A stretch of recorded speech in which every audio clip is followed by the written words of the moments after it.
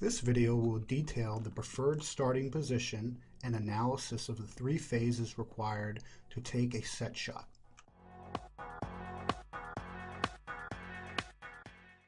In the starting position, the trunk is almost vertical, while the head and eyes are always facing to the basket. The shoulder is in 20 degrees of flexion and adducted to 0 degrees or more so that the lower arm stays vertical to the ground. The elbow is flexed to 150 degrees and the wrist is in full extension, 70 degrees. The fingers are abducted and the ball is in contact only with fingers and thumb. During phase 1 elevation, the shoulder and arms elevate the ball a few inches higher than the head.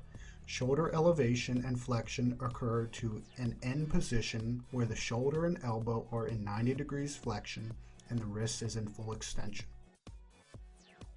During phase 2, the player flexes the shoulder further and extends the elbow in order to give a push force on the ball. At the end of this phase, the shoulder is in 150 degrees of flexion, the elbow is moving to extension, and the wrist is flexing to give a final push on the ball. This phase finishes when the ball ceases contact with the middle finger of the shooting arm. The wrist is in 30 degrees of flexion. During phase 3, the player continues flexing the wrist, although there is no contact with the ball until maximum flexion.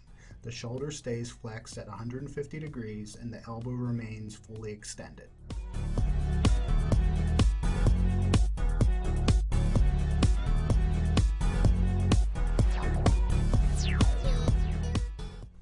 Through all three phases, the glenohumeral joint is in flexion.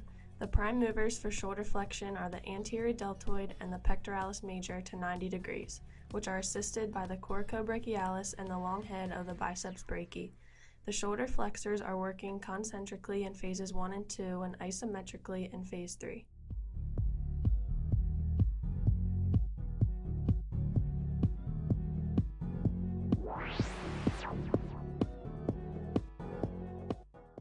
In phase 1, the humeral ulnar joint is in flexion. The prime movers for elbow flexion are the brachialis muscle and the biceps brachii, which are assisted by the brachioradialis. The elbow flexors are working concentrically.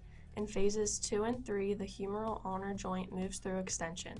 The prime movers for elbow extension are the triceps brachii and the aconius, which are assisted by the extensor digitorum. In phase 2, the elbow extensors are working concentrically, and in phase 3, the elbow extensors are working isometrically.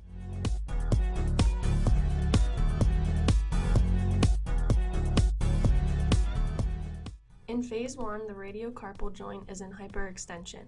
The prime movers are the flexor carpi radialis and the flexor carpi ulnaris, which are assisted by the palmaris longus. The wrist flexors are working eccentrically.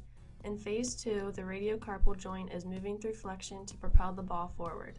The prime movers are the flexor carpi radialis and the flexor carpi ulnaris, which are assisted by the palmaris longus.